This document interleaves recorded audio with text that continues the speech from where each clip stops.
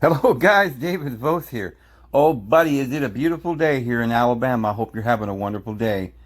Friends, we got some things to talk about. Yeah, there's a war going on, and I haven't paid any attention to it.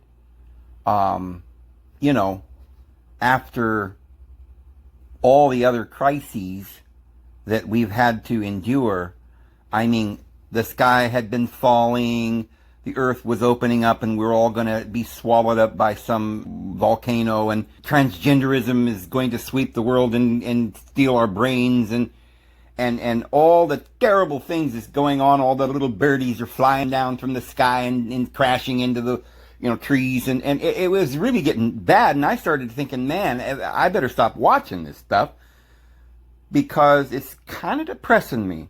So today I took a little looky-see on the news just to find out what I could see, if there was anything I'd been missing.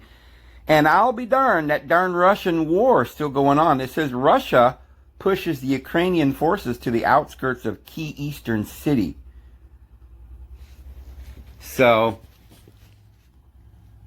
I kept taking a look and I saw the pictures. Oh my goodness. Sure enough, there's a Russian missile. Or is that a windmill? I don't know, out there in the field. Pretty high technological stuff going out of Russia there at this time. There it is, an old shed. Doggone, man, they're really blowing up that country, aren't they? I mean, that's just devastation, isn't it? Terrible, terrible war. Oh, look at that van. Must have been hit by a bomb. Couldn't have just crashed or something. We don't know what happened to that van, but boy, does it look bad. Oh, wait a minute. Look at that guy. Well, it says that's a local resident inspecting a damaged van following a military strike amid Russia's attack on Ukraine at a residential area in Kharkiv, Ukraine. That's June 8th, 2022, according to Reuters. Well, if you take a look, that's just a local resident, it says. What is a local resident of the Ukraine? What does that look like? Take a look at that tattoo on that guy's arm. And get a little close up here. Oh my goodness, is that what it appears to be? I'll be darned. Don't look at the lighter colors. Look at the dark lines. That's a swastika, friends. That's a swastika.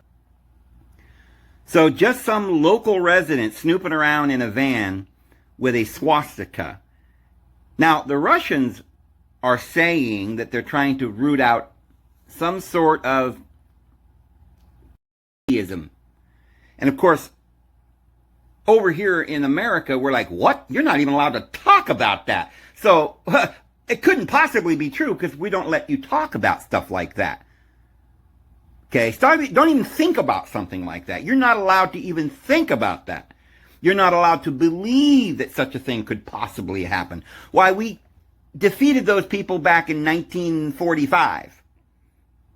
And of course, there was no such thing as Project Paperclip or Project Mockingbird, which is exactly what Reuters, whatever they are. That's what they are. It's the press. It's Project Mockingbird. You know, they just keep mocking and repeating the same thing over and over and over again. They brought them all over here, created NASA and the CIA and Hollywood and whatever, all these religions like Jehovah's Witnesses. Now, who's the one who worships this Jehovah? Well, it ain't us pagans, right? All of Europe, we were pagans. And over here in, the natives, yeah, we were just, according to them, we were pagans. In other words, we were only pagans to individuals who lived in a little area called Bavaria. Let me show you something about this little Bavaria. The New York Times. Ooh. Now we're reading something important. Russia's oil revenue soars despite sanctions, study finds. Really? And well, they didn't know anything about that. I mean, they had no idea that if you cripple the United States and our ability to, make oil, shut down the pipeline, don't drill, and have the richest man in the world be building electric cars faster than, sliced bread. And, so he's buying up all of the senators and the governments. Now remember, Mr. Amazon, he had his day in the sun, building up the system whereby we wouldn't have stores anymore. We'd have to order it online. And Mr. McDonald, he perfected the system of throwing your food right through the window, right? Bing, right in there, and you just throw them a card, or show them your tattoo on your forehead, and you use some of your credits that the government has allowed you, as long as you've gotten your papers in order. Then you're allowed to eat your fake biscuit, fake meat, with no sauce, have it nobody's way but ours today at Burger King. And since that's been going on, everything's been great, So I think there's some kind of an agenda. And I think that the people who run this country are also the ones running that country. Oh, remember the Bolshevik Revolution? Who took over the Russians in the Bolshevik Revolution? Well, that would be an interesting thing to look up. I suppose nobody's even going to try to do that. I mean, who would pay attention to that? I mean, like, oh my goodness. Who was right-hand man? Mr. Rosenberg? Oh, okay. Well, don't pay any attention to the man behind the curtain, Dorothy. But listen, we've done everything we can to stop Russia from going into the Ukraine, right? We're putting sanctions on them by crippling our oil production, so that, Russia, with their main export, that's what they primarily, their whole economy is run on the sales of oil. I mean, they grow certain wheats and grains and foods and stuff like that, because they got a large country, so they're an exporter of grain and other things like that. But their main export is oil, and their ruble is basically based on their production of oil. So for all this time, the price of oil has been low, and Russia, their economy's kind of been going downhill. When, for a while they did it that way, and it looked like Russia was suffering at $2 a gallon. But now that it's up to $5 a gallon, they're just living it up, right? They're all driving limousines and living in the Taj Mahal down there in Russia. This war has been a boom, an economic boom for Russia. And it says that the rising oil prices more than offset a decline in export volumes during the first 100 days of the assault on Ukraine. Russia's invasion of Ukraine triggered global condemnation and tough sanctions aimed at denting Moscow's war chest.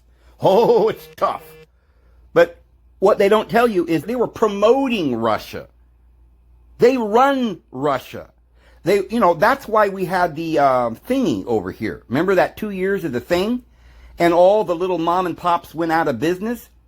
Guess what? Mr. Amazon and Mr. McDonald's, Mr. Coke, Mr. Monsanto, Mr. Worker, over at the Metaverse, and the Goggle Brothers are doing great. In fact, they've never been doing better. However, too bad for the peasants in America. Why, it's rough times have fallen upon us little peasants, and we're just going to have to suck it up.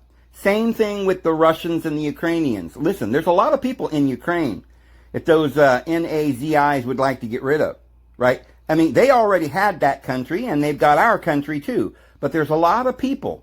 See, when you have this thing called a democracy, you have to pretend you're having a democracy.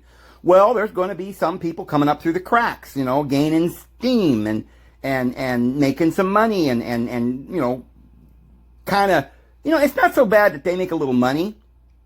The problem is the elite do not want anyone to have a good life, because what we're trying to do right now is destroy the world and the infrastructure. And out of the ashes shall rise the one world government. So there's only so much destruction and mayhem that the democratic government of the United States can perform over there. Okay, we did our part with Iraq and Libya and Afghanistan, and now it's Russia's turn to kind of mop up all these Christian terrorists, right? And these Muslim terrorists that running around, they got BOMs, in their pocket, and they're going into crowded marketplaces. And, it turns out that every one of them got this thing on their arm, when they're finally interviewed. They say they've been MK altered, mind controlled by the CIA. But hey, it's a problem. We got to get rid of all these Christians and Muslims, right? Because there's a new one world government coming, and Noahide laws are going to take effect. So what we got to do is cripple the economy, because you can't cripple Jeff Bezos's wallet. You can't get rid of Elon Musk. He's making electric cars. They're going to force that down your throat.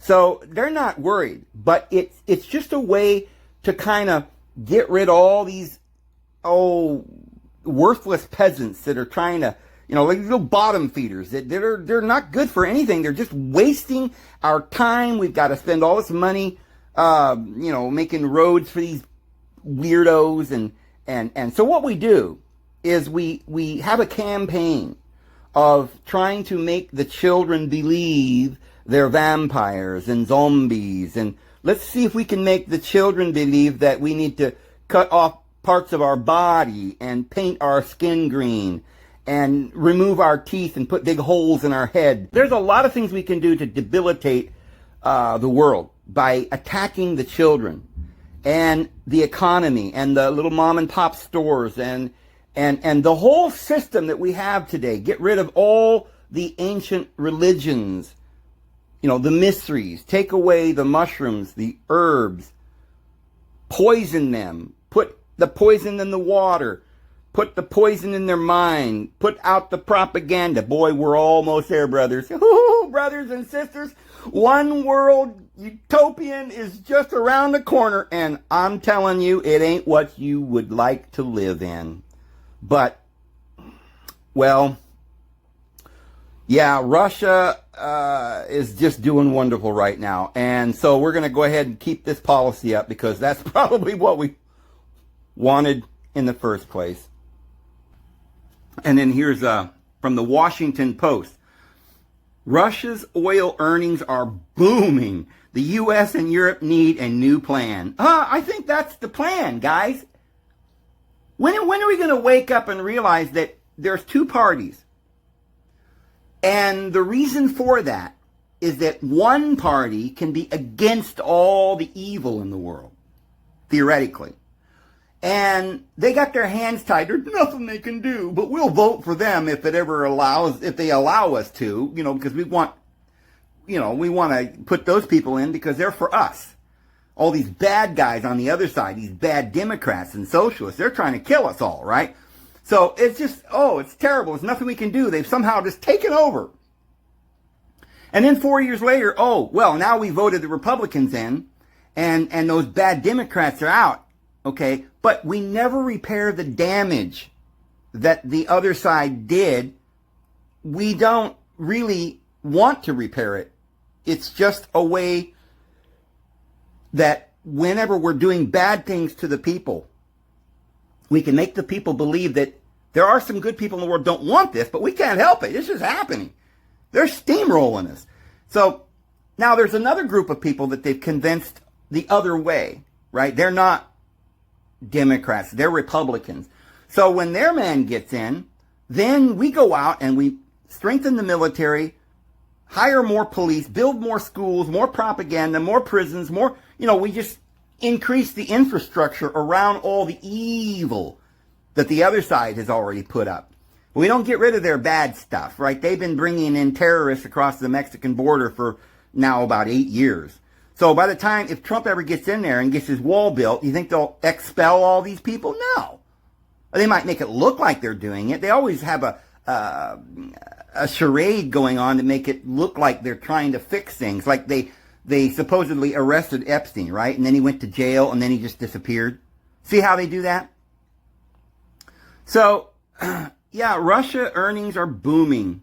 The leaders of the Group of Seven Nations, or G7, will assemble Sunday in the Bavarian Alps. Huh? The Bavarian. I wonder why they're going to assemble in the Bavarian Alps. Is that kind of like the Bohemian Grove? Do you know that Bohemia and Bavaria are one country? They're just two, like, districts in the same German country. They're German. It's Germany. But it's that part of Germany where the elite have set up their shop. That is where the Illuminati was created, the Bavarian Illuminati. And they run the world. They are also what we would say Nazis.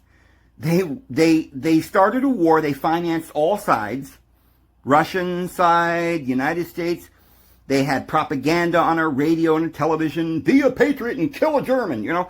Well, all they were doing was killing the poor little German people that had nothing to do with it, the innocent, and wiping out the infrastructure of the real German people so they could take over the German country. They did it with Russia, and they're doing it with the United States right now as we speak. And they're finishing the job in the Ukraine. They're cleaning up the Ukrainian country, wiping out the bad folk, so that the good folk, which is really the bad folk, follow me here, the people that you would never want to run the world, that's over there in the Ukraine, are now going to be able to, you know, buy and sell without this pesky little peasant trying to get in on the action, right? They're going to wipe out the infrastructure. But the people like Jeff Bezos and Elon Musk, they'll go over there after the war and they're like, oh, this is no problem. We'll just, you know, build some Walmarts and some McDonald's and we'll fix this right up so that there's a monopoly here just like anywhere else. See? So that's what's really going on, friends. That's what's really going on. So why don't we take a listen to what our, I say this in jest, our president, Mr. Magoo, what does the man have to say for himself? He'll stumble around, I'm sure, and make a fool out of himself. But, you know, hey, let's take a listen. He is the president of the United States of America, right? Wink, wink. Let me hear this. The second part of the question was, would it bring down the price? Will it bring down prices? And the war has pushed prices up. They could go as high as $200 a barrel, some analysts think. How long is it fair to expect American drivers and drivers around the world to pay that premium for this war? As long as it takes. So Russia cannot, in fact, defeat Ukraine and move beyond Ukraine. Mr. Magoo, look at your prompter before you even try to open your mouth. Maybe there's some notes there or something. Listen, this guy hasn't got a clue. But basically what he said, you know, after looking at his cue card, was, hey, punk, we're going to keep this up on every level from all angles. We're going to attack the American people and the people of the world until your knees buckle. So get used to it and buckle up. The point is that we've said to them, here's the deal. We're going to allow you to have a profit on what you make, but not the exorbitant prices that you're charging for the oil now. We've delegated a commission, a group of our national security people to sit down and work out that mechanism. We think it can be done. We think it can be done, and it would drive down the price of oil, and it would drive down the price of gasoline as well. All right, here's the deal. All right, I'm a tough guy. Here's the deal. I went to Putin and I said, look, we're going to let you have profit. Huh? Yeah, we're going to let you sell your oil and have profit while we're destroying our country and refusing to let our people have oil, and they'll have to come to you and we'll let you have profit. But here's the deal, Mr. Putin. We're going to ask you please to lower the price now. That'll bring it down, and we'll just go and ask Putin, please, we're not going to pay that much, right? Most of the oil in Europe that they're using is coming from Russia. So we'll just have them ask, pretty please, lower the prices. That'll fix it. This is not a real serious argument, friends. This is some kind, I mean, look, I'm sure Biden didn't write that little, note that he was reading from, and not very well, may I say. But whoever wrote that for him is simply writing stuff, right? Of course, they're not going to go over there and ask Russia to please lower their prices. And even if they did, what would happen if Russia said, no, we're going to double the price? Well, in Europe, they've got to pay it. They need oil. They got to have, winter's coming, here in a few months. They're going to need heating. They need gas for their cars. People are suffering. They're not going to put up with this. And meanwhile, Russia and China has created a whole economic system or banking system that no longer uses the dollar. Well, it doesn't matter, does it? Because they're all in on together and they're going for a big reset. And we're not even going to have money. We're just going to take and pass by a scanner that'll scan the chip in our forehead or in our hand. And as long as we're worshiping and getting down on our knees and bowing at the altar of secularism and worshiping the great poopah that's coming into power, I guess that him and DeSantis are going to be riding in on their white horses very soon. Then everything will just be fine. It's just going to be fine. 'Cause I've got some oceanfront property in Arizona. If you'll buy that, I'll throw the Golden Gate in free. Oh, buddy, isn't that the truth? But anyway, let's listen to this character here for just another minute. Just another little clip, guys. Don't worry. You don't have to watch very much of this guy, but I just want to show you something here.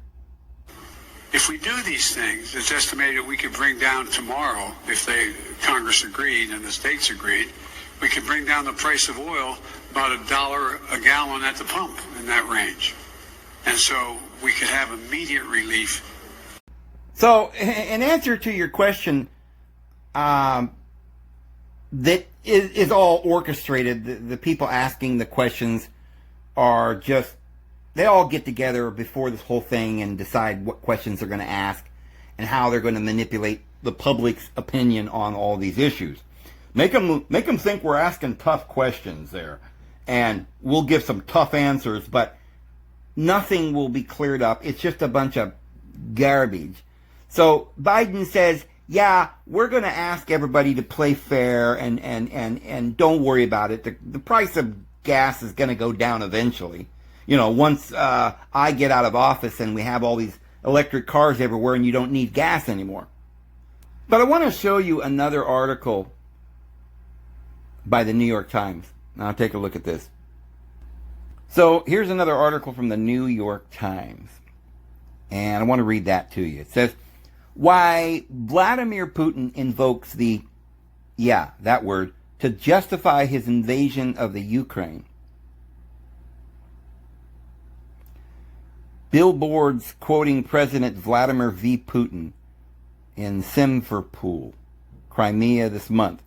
The one in the right reads, we want the demilitarization and the denazification of Ukraine. Says Ukraine's government is openly neo-na and pro-na controlled by little nas. President Vladimir V. Putin of Russia says. American officials led by President Biden are responsible for the nah of Ukraine, one of the Russians' top lawmakers says, and should be tried before a court. In fact, another lawmaker says it is time to create a modern analogy to the Nuremberg Tribunal as Russia prepares to nah Ukraine.